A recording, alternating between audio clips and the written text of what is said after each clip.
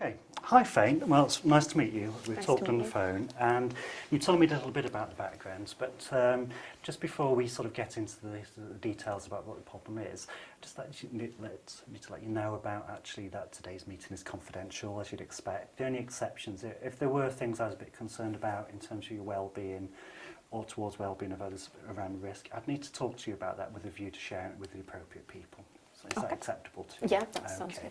Now, before we start off, I just want to sort of let you know about the structure of today's meeting. As it's the first time, it can sometimes be kind of anxiety provoking, as I'm sure you can appreciate. So what we're going to do today, we're going to talk for about 50 minutes, just try and help me to understand the background to your problem.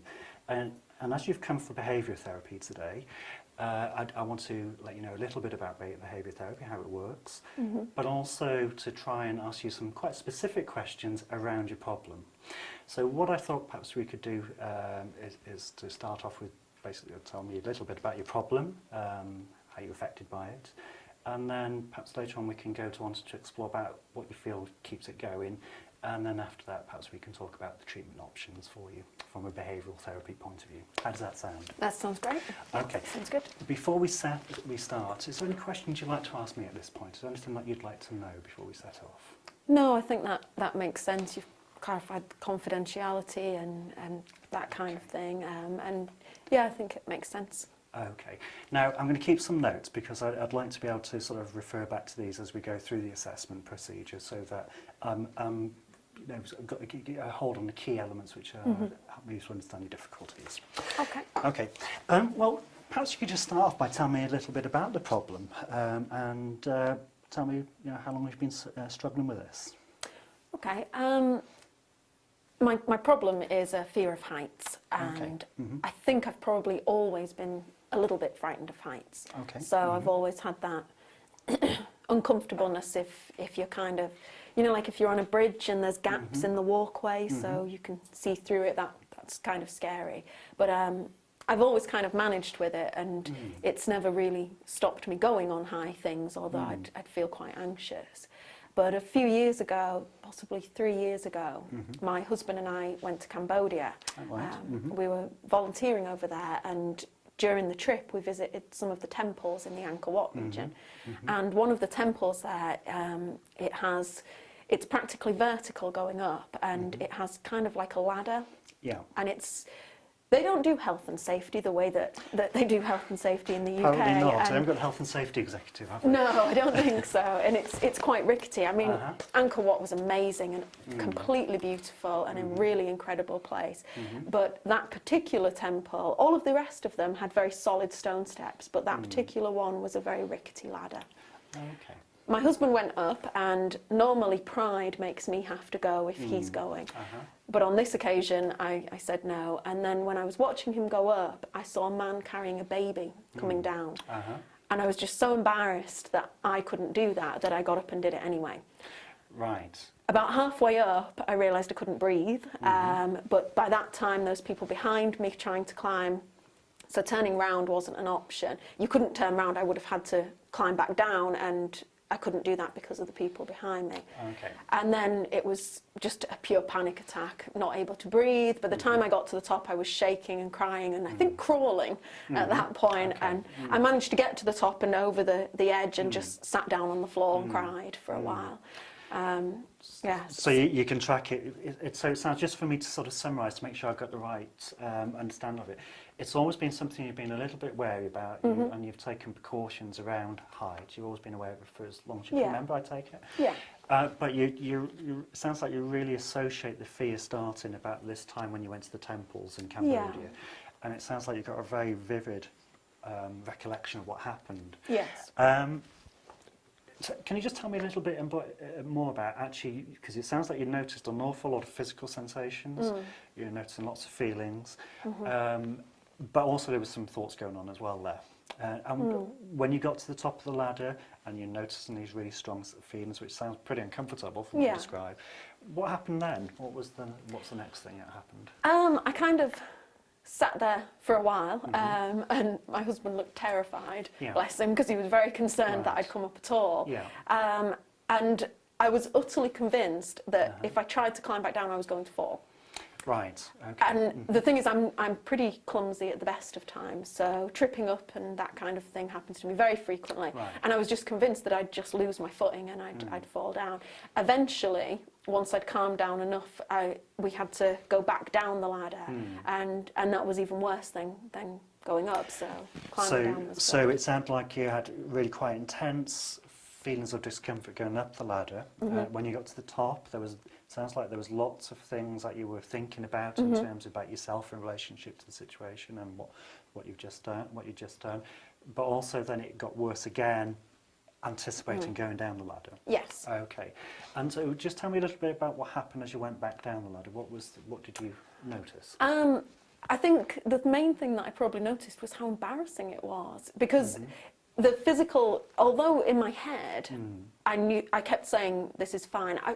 I suppose I've always prided myself on being able to talk myself down if there's a problem. Right. So I've always thought that, you know, no matter how scared I felt, I would be able to control that because I could just talk myself round. I see. But physically, that wasn't happening. I couldn't stop the shaking, and the fact that I was shaking so badly, and I couldn't regulate my breathing, and I couldn't calm down. And because of that, I was very concerned that then I was going to lose my footing. Right. So yes. So there was an awful lot of concern and really strong, intense feelings, and the sort of the way that you'd normally cope with that wasn't working for you on this occasion. No. Okay, and well, of course you've got down. You're here today, so I made you're all it. safe and sound. That's good to know. And as you came down the ladder, did those feelings of discomfort, did they change as you came down the ladder, or did it stay the same? I think it pretty much stayed the same. I was just really, really embarrassed because there were people actually climbing off the ladder and climbing over the rocks to get past me because I was taking so long. So I was utterly mortified that it was taking so long for me to get down. Okay. Yeah, so it sounds like as much as the discomfort about being in that high situation, which sounds like you were really kind of scared, and based on what you told me before, that's always been something that you've been worried about. But actually, there was another factor to that, which was actually being aware of other people around you. Yes. Yeah. Yeah. Okay. And when you got down, what happened with those feelings of discomfort and embarrassment that you were experiencing? I still felt that way quite a lot.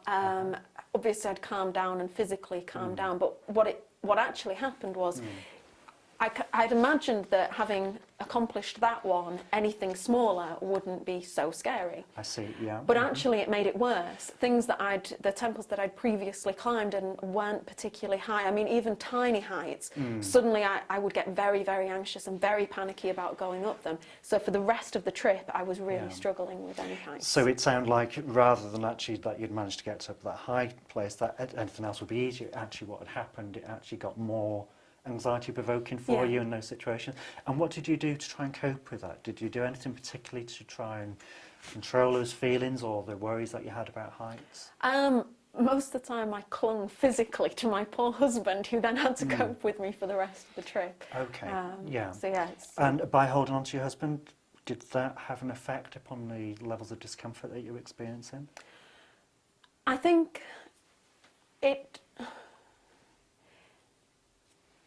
I'm not sure. I mean, I suppose I was able to do it when I was holding on to him. Okay. But I think it was a weird thing because on the one hand, it kind of increases the worry because if I fall, I'm probably going to take him with me, and that's even worse than me falling. So in some ways it enhanced the anxiety. Yes. Yeah. But on the other hand, it's clinging to anything that feels like it might be safe and secure. So okay. So it was very much. It sounds like that experience in Cambodia had a real sort of influence upon you in terms of relationship to understanding where this problem really started from. It sounds like there's always been that background difficulties in terms of wariness about height, but it sounds like that was the key thing. How has it been since you came back from Cambodia? And it's 3 years ago, you were saying. Yes, I've not really been up anything particularly high, but since that trip, we travelled to. I think we went to Australia last Christmas, and what I did notice, I'm not a very strong swimmer, and I don't really like being in deep water. But what I really noticed, we went out to sea, and we swam with dolphins, and that was the only thing that would have got me in that water. Yeah. And what I noticed in the water, the thing that really panicked me was how high you are.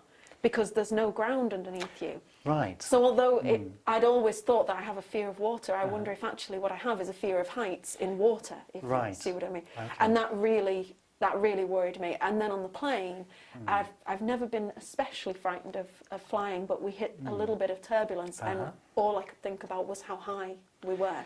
And that again was really panicking. So on the return from Cambodia, it sounds like you really got sensitive about heights. And on these other trips to Australia, around in water and in planes, it sounds like you were starting to notice the relationship between yourself and the perceived ground. Yes. Whether it's in water or in a plane. At home, have you noticed particular problems at home in your day-to-day life? I don't have any enormous problems because I live in a 2-storey house, and I don't go up ladders or do anything like that. And if windows have to be cleaned, then my husband does that, because I don't really like going up high things. But I never have really liked going up high things.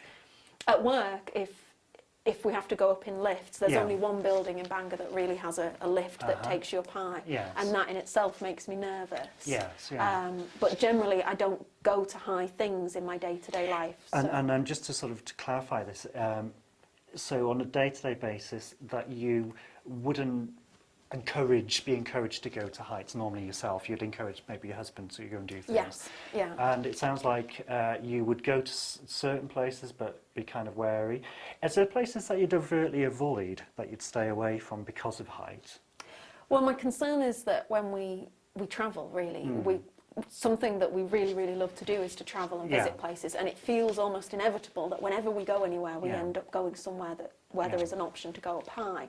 And I'm really concerned that this is just going to get progressively worse, and to the point where I can't actually do things when we travel. So you're really concerned about where it might end up going in terms of, it sounds like you can manage on a day-to-day basis, but particularly about going away. Yeah. That's when you're really concerned about it. Okay. So tell me, Faye, it seems to be specifically around certain situations, in specific situations like going away on holidays. Am I right in that? Yeah, mainly because at home I don't tend to go up high. I mean, I suppose if I lived in a block of flats it might be a problem, but I don't. So I don't do anything that involves heights. Okay. This summer we're planning on walking in Snowdonia, and I'm a little bit nervous about that, because if there's any kind of sheer drops, then that's going to really frighten me. And I'm just kind of wondering about, actually, you know, when you start to think about the sort of going for walks, do you sort of have any sort of anticipatory sort of thoughts or worries about what might happen, what you're anticipating you'd experience in those situations? Yeah, I very much imagine stumbling most of the time, because as I said, I do tend to trip up. I am fairly clumsy, and when I'm thinking about, say, going up Snowdonia, I just keep imagining those scenes that you see in films where there is a sheer drop, and people can walk perfectly fine on the pathway, but if you slip, if the stones go underneath your feet, or you trip up or something, then you're straight over the edge. So that does make me really anxious. So you're really mindful of potential hazards and what you might do in relationship to those hazards, which could result. Okay, and when you do that, I'd imagine that gets you pretty worried when you start to think about it in those ways. Okay. How is it affecting you, sort of things like your relationships? You mentioned your husband going up the ladder and so forth. Does it cause any difficulties, or do people do certain things to try and help you with this? I get almost as anxious when he does it as when I do it. When we were in Australia, there is a tree that used to be a lookout tree, and they used to send people up there to look out for fires across the woods. And I think it's called I can't remember the name of the tree, but it's one of those really giant ones in the Valley of the Giants.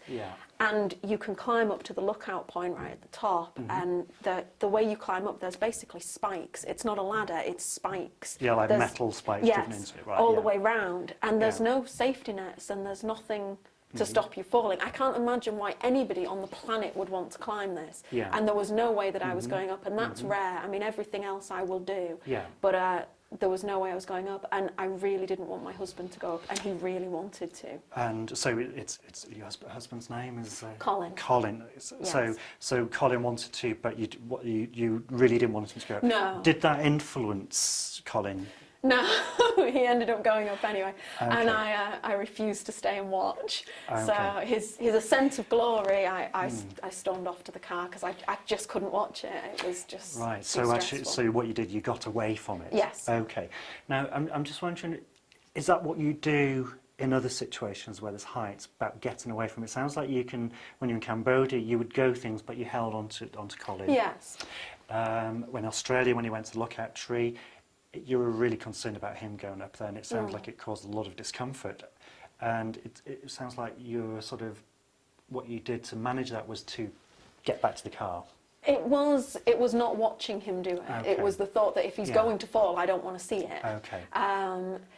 Normally with heights, I will force myself to do it. Yes, The yeah. fear for me for that particular one is logically when I'm on the ground I can tell myself I'm not actually going to fall. Yeah.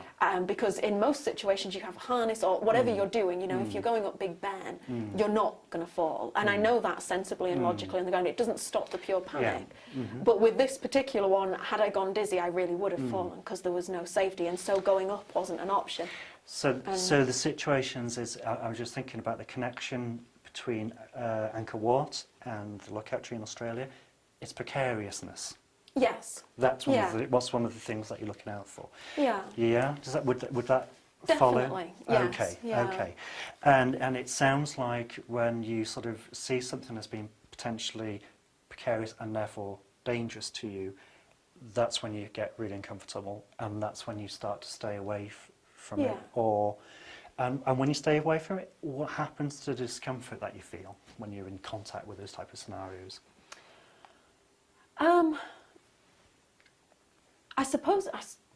I guess it must reduce, otherwise I wouldn't do it. But I didn't feel like my anxiety had reduced. I felt just really, really worried until he came back. Yeah. And essentially, I think if I'm not there, not watching it, I can just pretend it's not happening and think about Right. something else until Yeah. it's over. Okay. So running away in that sense can be really helpful. So it's almost like you distract your attention away from it, and you can Yes. you can sort of almost like mentally escape it. Yes. Yeah. So you can physically take yourself away, but actually it's the mental escape that can reduce the discomfort that you experience. Okay. And when you sort of notice that from a physical point of view, what do you notice? Is there any changes that take place from, say, when you're, you know, if you could picture yourself and you know about that tree and you're watching, you anticipating Colin going up it? Do you notice changes physically within your body? Yeah, it's you know that feeling, you know, in a movie cinema when they do a camera rushing towards like the edge of a mountain and you get that thing in your stomach that goes like that. Yeah. That's the feeling. So when I imagine myself climbing it, when I think about Colin climbing it, I get that awful kind of Right. Yeah. So it's almost like you can sort of put this sort of rising feeling in your stomach. Yeah. Okay. The kind of going over the bump in the road, you know, Yeah. that stomach suddenly goes up and back down again. Lurch. That's Your stomach that's it. Yeah. lurches. Yeah. Absolutely. Okay. And when you sort of, you know, you were telling me about sort of perhaps going for walks in Snowdonia this summer. When you think about that, do you notice any changes physically when you start to sort of consider those options? If I think about the walks, that's fine. If Yeah. I start thinking about the possibility of having to go past something where there's a drop, then I get a very similar feeling and just a general anxiety. Okay. So let me just sort of try and put this together. It's, so I can check out that I've got the understanding of your difficulties. So your problems are related to particular situations which you see as risky to yourself or people that you care about. Yes. And they're related to height, and heights in which you feel aren't safe because of the precariousness of them. Yes. Okay, and it started in Cambodia. As we said, it was there. There's a sort of a hesitancy and an awareness of heights before, but it wasn't something that you would overtly stay away from. And then what's happened since Cambodia is that you've started to notice that when you think about going places that you want to go with your family, with your husband, that you're starting to anticipate those situations could be problematic. And when you're in those sort of situations, what you found is that you fret about it, you get really anxious and upset about it, but then you can reduce that by distracting yourself, by not thinking about it, or by getting away from it, yeah? Yeah. And that sort of changes your emotions and your physical state, that comes down. But it's really quite difficult to notice that as well. Yeah. Yeah. Is there anything that you would add to that? Anything that I've missed out there that you think would help me to understand what's happening for you? I don't think so. I think that's Okay. pretty much everything. Okay, because I just need to make sure that I've got a clear understanding and it actually makes sense to that, what I've just fed out to you. Yeah? Yeah. Okay. So I'm just wondering, the next part is about actually helping us to try and understand what's maintaining this then. What sort of things would you figure is having an influence upon maintaining this as a problem? Because it sounds like you developed like a phobia. Yeah. Yeah, would that make sense to you? I think it would, yeah. I think Yeah. I would describe it as a phobia, Okay. a phobia of heights. Yeah, and I think it's acrophobia, phobia Right. of heights, yeah? So what sort of things would you consider would be the things that would be keeping this fear going? What do you think are the factors that might contribute to your difficulties from your point of view? I suppose... I'm not sure, I guess because I'm avoiding it. Okay. I guess yeah. Well, I don't do anything up. I suppose if I was going up high all the time, I'd probably just get used to it. But I don't really do anything at any kind of heights. Right, okay. So because I never really try it, I never get used to it. But all I can think is that in Cambodia I did try it and it made it worse. Yeah, so I can imagine you feel pretty anxious about the idea of feeling like that again, because it sounds like it was really, really scary for you. Yeah. But at the same time, it sounds like actually doing these things is part of the joy of going away and doing these things. Okay, Yeah. and what you get is a pretty quick reduction in your discomfort levels when you stay away from them. Yeah. Does any other things like physical changes in your body that you notice that has an effect upon you? You know, when you notice certain sensations, does that have an influence upon this fear that you've developed? You know, are you sort of anticipating I don't want to feel like this, or this means this is gonna happen?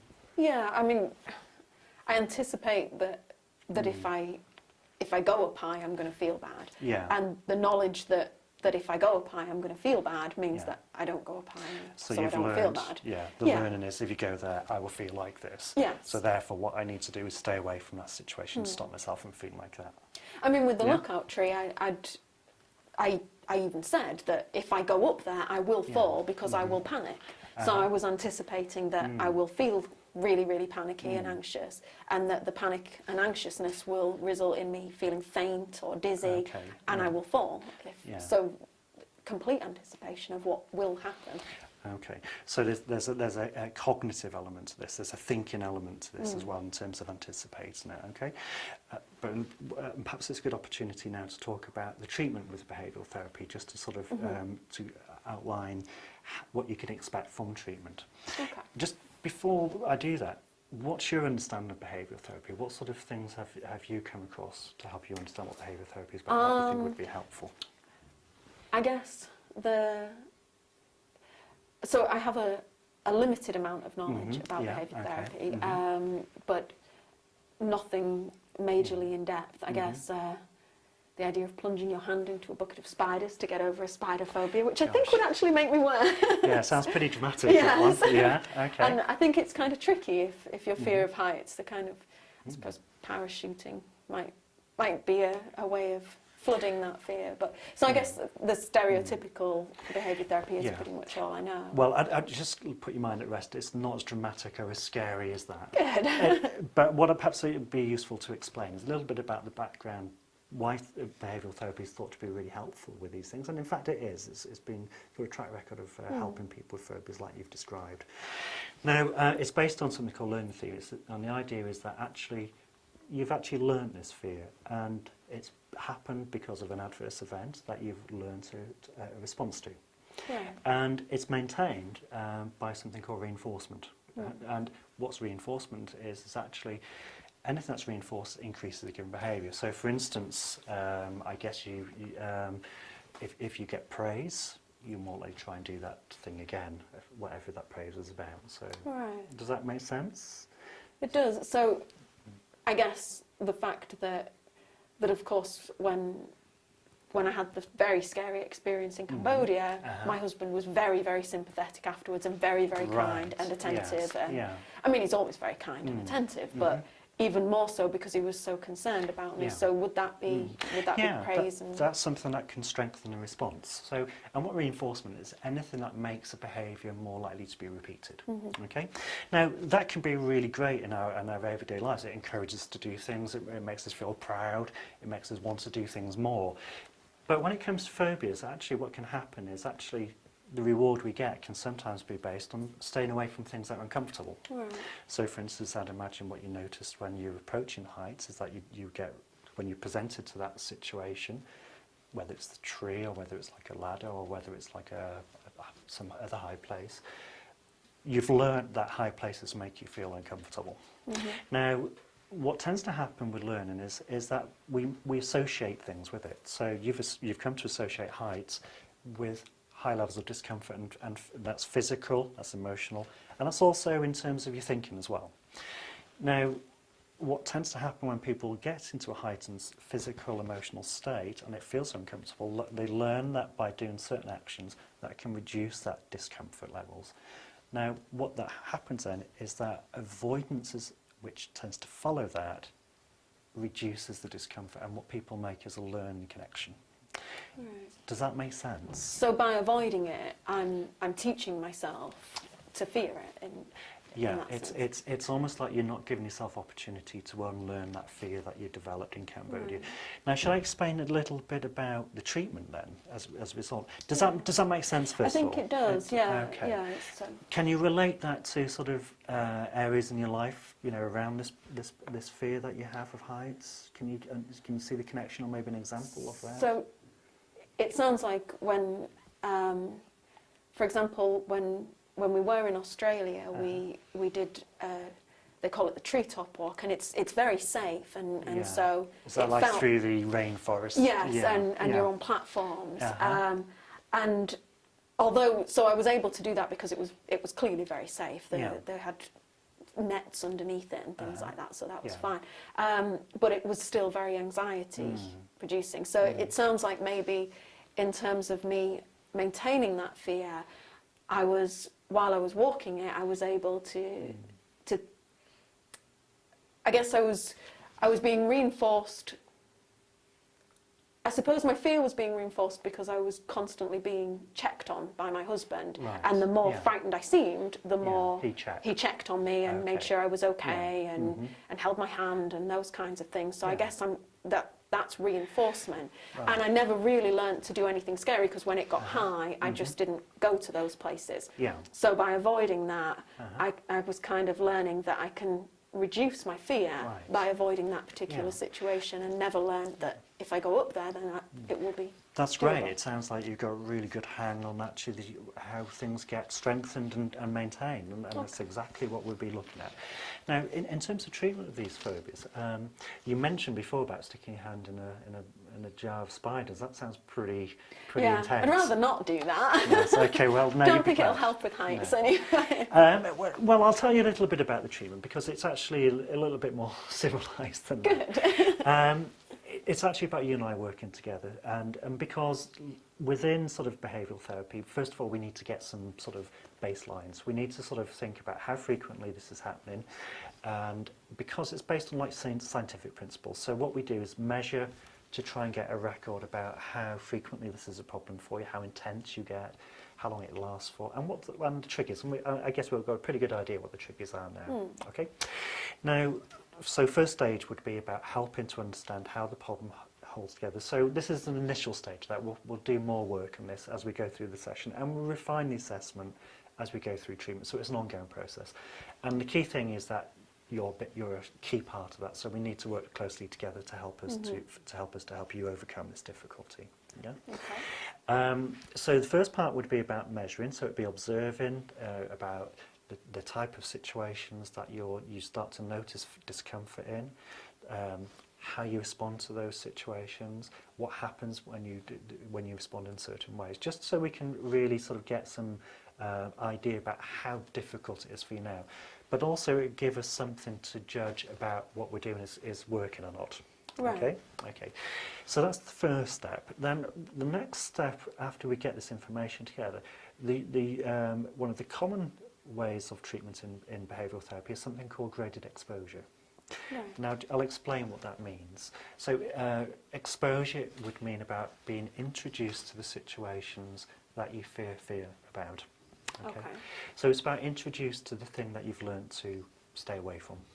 Right. Okay. Would you like to ask me any questions? Anything you want to know about that? So would we actually go out somewhere and go up something high? Is that what you mean, or? Well, that's the graded part. Now, yes, we can do that, but it's on a negotiated basis. Now, the other thing we can do is imaginal exposure as well. Right. So often, with situations like we can't fly out to Australia from Bangor every. Darn. Well, it's ethically that wouldn't be permitted. Right.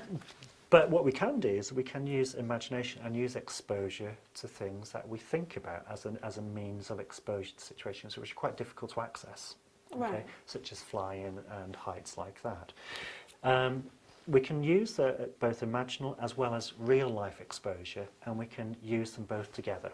Okay? So, for instance, what people might do is if you think about this graded hierarchy of exposure, it's about like the first rung of the ladder is the most easy thing. The thing that is maybe a little bit difficult for you, which generates anxiety, but you feel like you can manage.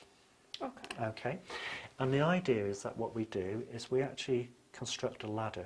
And the idea is for you metaphorically to climb that ladder. Right. Okay? And in some realities, because it's a height phobia, maybe also climb that ladder in due course. Right. Okay. Now, how we do that is that we help people to develop some ways of managing their anxiety first.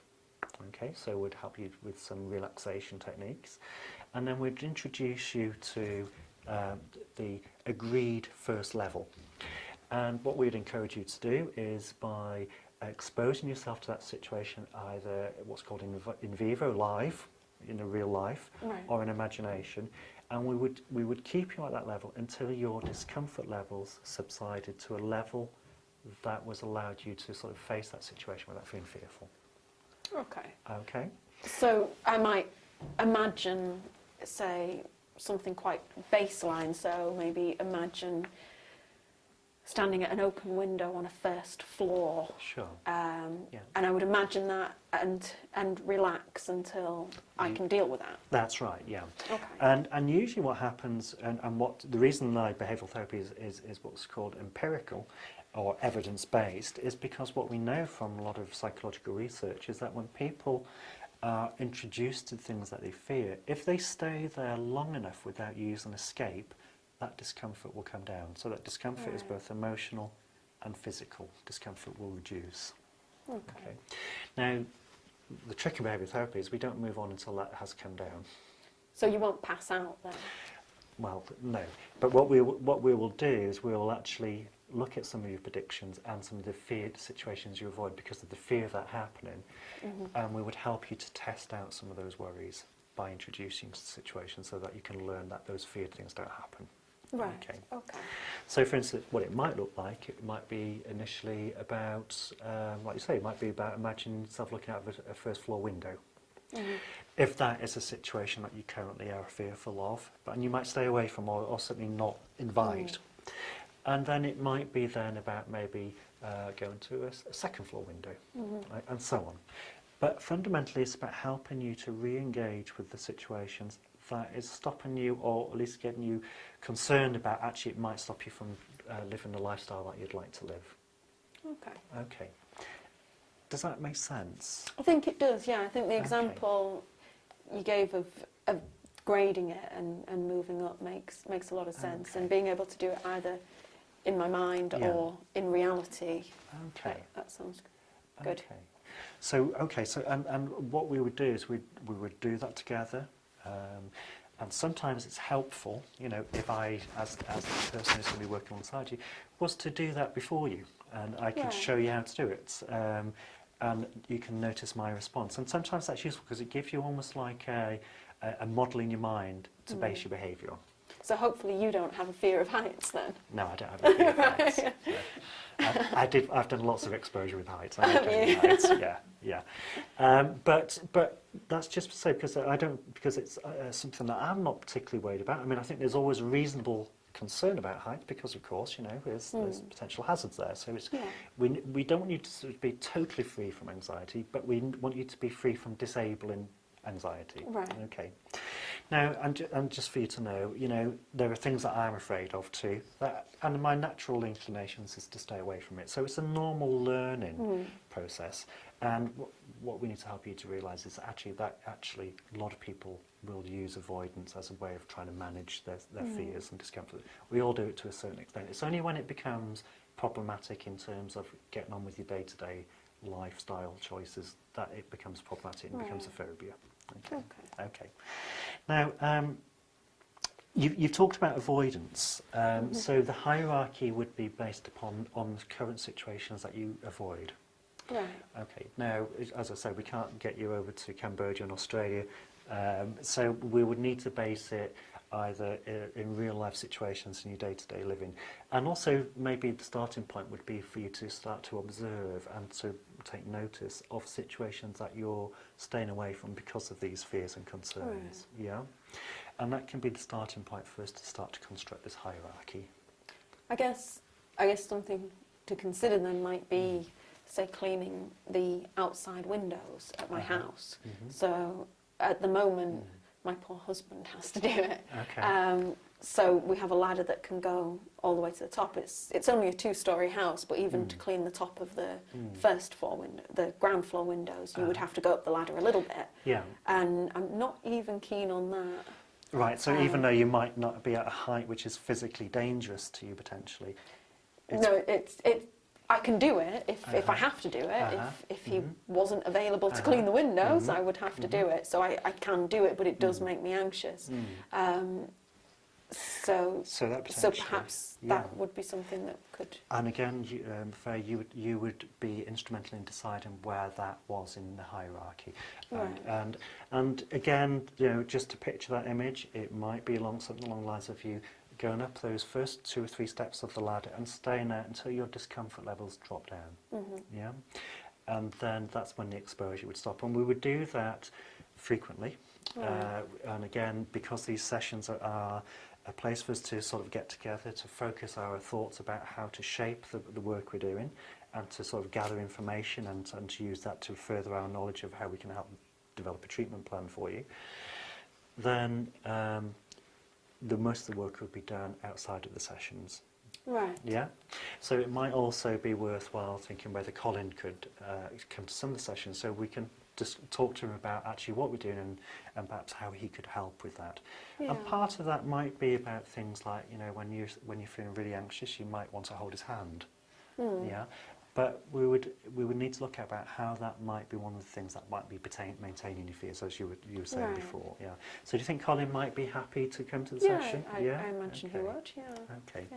Yeah. Now, what I haven't talked to you about so far is actually about what goals you'd like to achieve. What would you like as an outcome from these sessions, so that you've got a clear sense of where we're heading to and why you're heading there?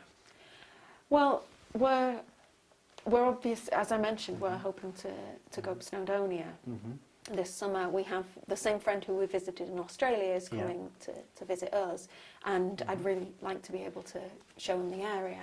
And so we would like to do Snowdonia. And I'm never going to be a climber, and that's fine, but I would like to be able to not just take the safest path, to be able to comfortably maybe take a slightly different route that involves even going over rocks. I mean, not climbing, but not like equipment climbing, but maybe more kind of scrambling. I don't know what you would even call it, but Yeah. but not feeling that I have to be on a really safe path all the way there. Right. So I guess accomplishing that and feeling safe and secure and not Okay. feeling so anxious about it would be good. So perhaps what we could think about is longer term goals, such as achieving that, so that you can go with your friend from Australia and you can go across these sort of landscapes in North Wales and feel comfortable enough to be able to do that without undue fear. Yes.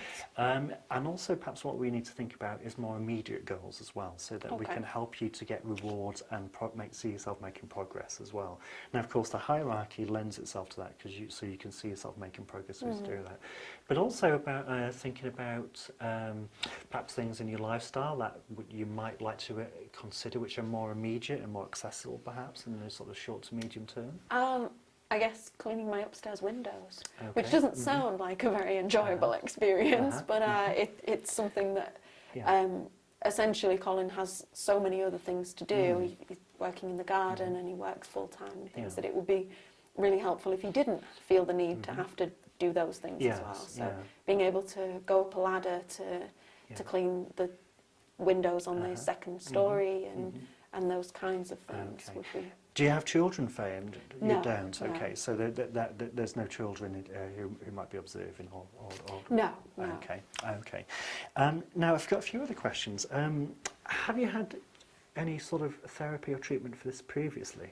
No. You haven't, no. so this is the first time? Okay. For this, previously had person-centred therapy, but not specifically for the phobia. I don't think it came up at all in that. Okay, so have you had any other medical treatment that I would need to know about? No, Okay. no, I don't. And is your GP aware that you're coming for help? Yes. Okay, yes. and has he prescribed you anything? No. He hasn't? No, Okay. he hasn't. Okay.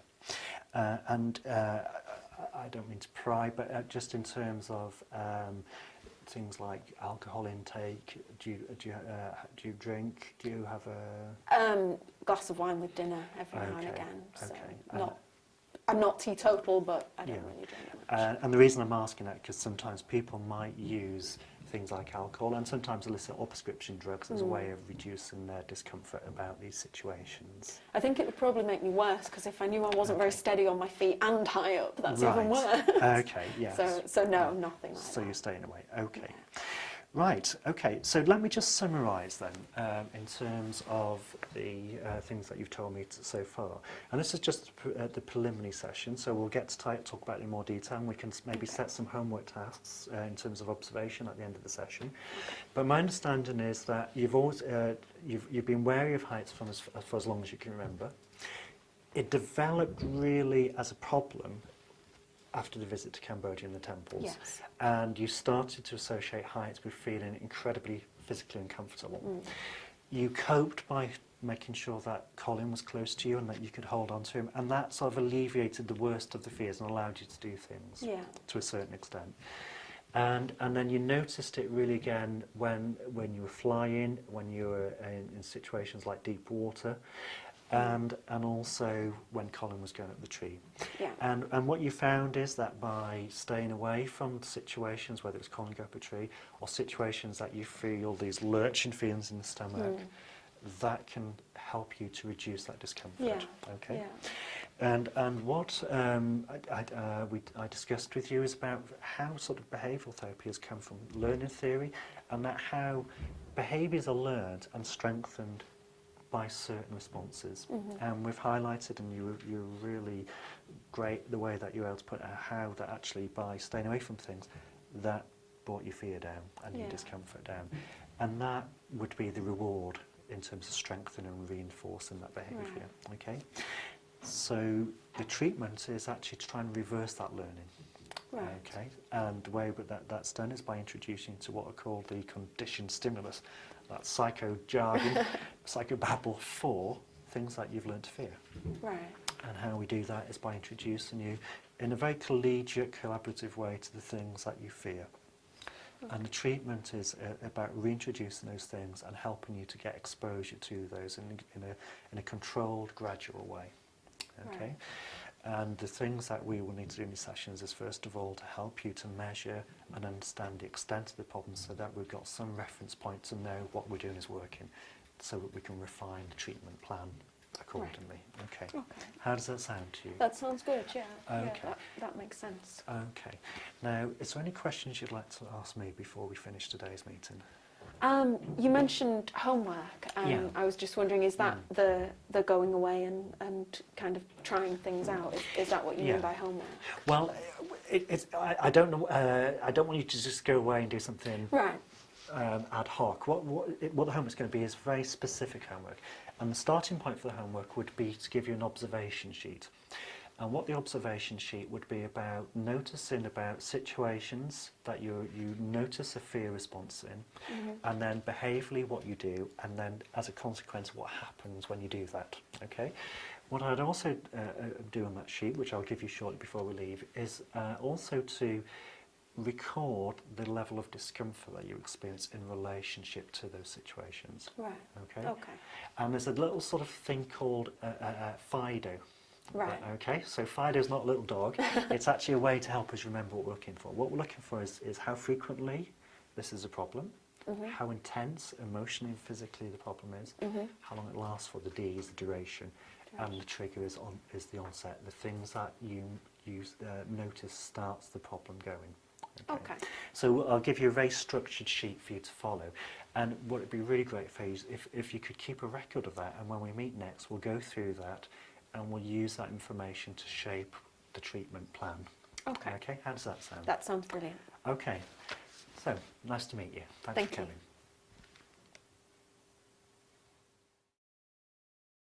Okay, Keith, thanks very much for agreeing to be filmed today, and I'd just like to ask you a couple of questions about the session that you've just been through with Faye. So can you tell me a little bit about your approach to counselling and therapy? Yeah, I'm primarily a cognitive behavioural therapist. My main approaches are sort of a mixture of both cognitive and behavioural, but depending on what type of problems the person presents, it can sometimes be more towards a behavioural or a cognitive focus and orientation. Right, right. Okay, and do you see the modern behaviour therapy, or the aspects of your approach, the behaviour therapy part, different from the sort of the traditional therapy that we would read about in textbooks? Well, many of the actual approaches are actually fairly standardised from the 1960s. They're still relevant. And things like exposure response prevention and gradient exposure, they originate from that period. I think what's tends to happen is more of a focus now upon the cognitive side of behaviourism as well, but they tend to go side by side. Okay, good. And just reflecting on the session that you've just delivered, can you tell me a little bit about the therapeutic relationship that you developed with the client? Well, I think all of those key core qualities that people like Roger's talked about are still essential in any form of therapy. Within sort of behavioural and cognitive approaches, though, they're considered to be essential but not sufficient. So I think it's obviously without having a secure, safe relationship, without the person feels trusted and able to engage with you, then you haven't got therapy. But we need to build on top of that with sort of particular sort of approaches which are known from an empirical point of view to be successful in treating these particular problems that people present with. Great, thank you. And so reflecting again on the session that you just had with Faye, could you tell me a little bit about the therapeutic techniques that you employed? Yeah, well, very much behaviourism is based upon actually having an accurate assessment of the problem, so you can actually see the relationship between the things that reinforce the problem and the things which trigger the problems in the first place. That's the first step. That's the most important step in behavioural therapy, is that you understand the relationships between the what's called the stimulus and the reinforcers, and the contingencies that go around that. Now, the more specific techniques we talked about was graded exposure, which is a technique which was developed by someone called Volpe in the 1950s, and it's a very successful approach in terms of treating feared, avoided situations that you would find in a phobic problem. Also, what we talked in the session was also about modelling.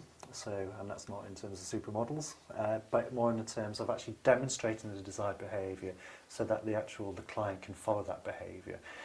Other techniques that would be brought in would be things like shaping. So any approximation towards the desired behaviour would be shaped by reinforcers that Faye actually valued herself.